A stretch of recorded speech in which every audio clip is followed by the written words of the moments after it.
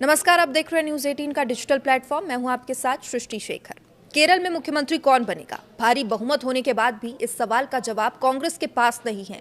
इस सवाल का जवाब तलाशने को लेकर बैठकें भी हो रही है, बावजूद इसके जवाब अभी तक नहीं मिल सका। इस बीच मुख्यमंत्री फेस के चयन को लेकर पार्टी के अंदरूनी कलह ने तीखा रूप ले लिया है।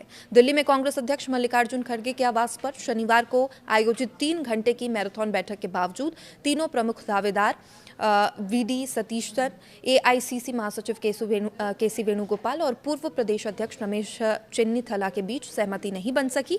हालांकि हाईकमान को इस बात की राहत जरूर मिली है कि तीनों नेताओं ने अपने समर्थकों से सड़क पर प्रदर्शन न करने की अपील जारी करने पर सहमति जताई। वीडी सतीशन ने पार्टी कार्यकर्ताओं से आग्रह किया है कि प्रदेश भर में लगाए गए सभी फ्लैक्स बोर्ड और बैनर हटा दिए जाए। राहुल गांधी नाराज दिखाई दे रहे हैं, गुटबाजी पर सख्त हैं और सख्त रुख उन्होंने अपनाया है।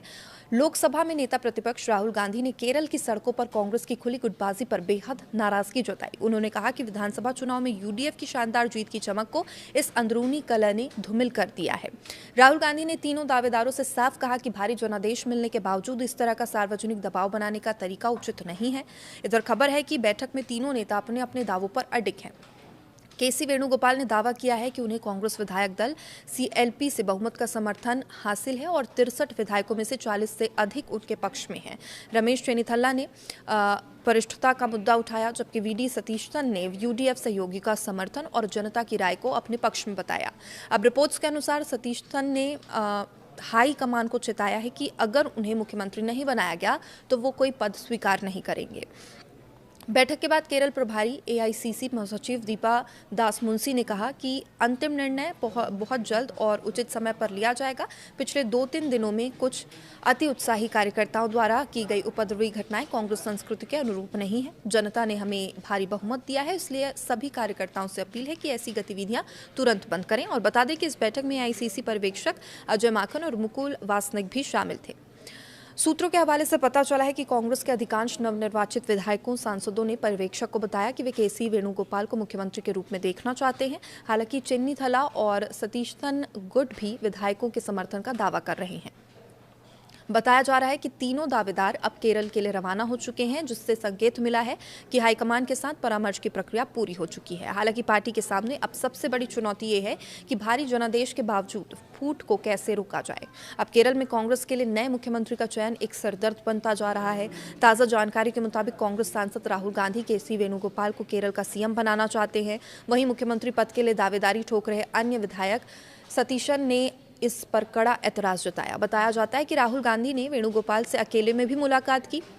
सूत्रों का भी ये दावा है कि अगले 2 दिनों तक पार्टी विधायकों को इस बात के लिए मनाया जाएगा कि वो वेणुगोपाल का समर्थन करें।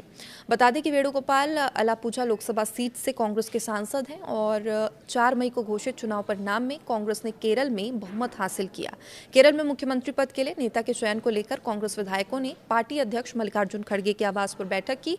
एनडीटीवी और कुछ न्यूज़ चैनल्स के मुताबिक इस बैठक में पहले राहुल गांधी ने केसी वेणुगोपाल से अकेले में मुलाकात की और सूत्रों के मुताबिक वेणुगोपाल का मजाक उड़ाने वाले पोस्टर भी लगाए थे। ये पोस्टर पार्टी के एक अन्य प्रभावशाली नेता वीडी सतीशन के समर्थन में लगे थे। जब सतीशन मीटिंग में पहुंचे तो उन्हें राहुल गांधी ने उनके खिलाफ आरोपों के बारे में पूछा। दावा है सतीशन ने स्वीकार किया कि वो वेणुगोपाल को मुख्यमंत्री बनाए जाने के खिलाफ है। इतना ही नहीं, सतीशन ने यह भी तर्क दिया कि वेणुगोपाल पार्टी महासचिव होने का गलत फायदा उठा रहे हैं। उन्होंने कहा कि वेणुगोपाल ने विधायकों पर कैंप करने, ग्रुप बनाने का दबाव बनाया। सतीशन ने कहा कि मैंने कभी भी निजी स्वार्थ के लिए गुटबाजी नहीं की। उन्होंने कहा कि जब वो केरल में नेता प्रतिपक्ष थे तो सभी को साथ लेकर चलने में विश्वास रखते थे। इतना ही नहीं, सतीशन ने कांग्रेस नेतृत्व से ये भी कहा कि पार्टी को केरल में अधिक सीटें मिली होती, लेकिन निन्मारा और कझाकुटम, वाड़ाकांचेरी, नेंदू मांगेड़ और चारतला में वेणुगोपाल की पसंद का उम्मीदवार होने के चलते उन्हें जीत नहीं मिली। बता दें, वेणुगोपाल सीएम पद की रेस में बाकी उम्मीदवारों से आगे चल रहे हैं। अब कांग्रेस को तय करना होगा कि सेंट्रल लीडर के तौर पर वेणुगोपाल को चुनती है या फिर किसी स्थानीय नेता को तवज्जो देती है जिनके पास जमीनी समर्थन है। अब वेणुगोपाल के सामने सतीशन और रमेश चेन्नीथला है और इनके पास स्थानीय स्तर पर भी समर्थन है। सतीशन को मुख्यमंत्री के रूप में आईयूएमएल का भी समर्थन हासिल है। बता दें, 140 सीटों वाली केरल विधानसभा में कांग्रेस के पास 63 सीटें हैं और वहीं आईयूएमएल के पास 22 सीटें हैं। ऐसे में उनकी राय भी मायने रखेगी। कांग्रेस अन्य सहयोगियों में केरल कांग्रेस केसी ने 8 सीटें, रिवॉल्यूशनरी सोशलिस्ट पार्टी के पास 3 सीटें हैं। इस तरह से यूडीएफ के पास कुल 102 सीटें हैं, जो 2/3 बहुमत से ज्यादा है। केरल कांग्रेस नेताओं का कहना है कि सतीशन ने नेता प्रतिपक्ष के रूप में काफी अहम भूमिका निभाई। उन्होंने पी विजयन के नेतृत्व वाली एलडीएफ के खिलाफ काफी मजबूती से काम किया था, तो इसलिए उनकी तरफ उनका झुकाव थोड़ा ज्यादा दिखाई दे रहा है। अब वक्त ही बताएगा कि केरल में मुख्यमंत्री पद की शपथ आखिर कौन लेता है। अपडेट्स के लिए आप देखते रहिए News 18।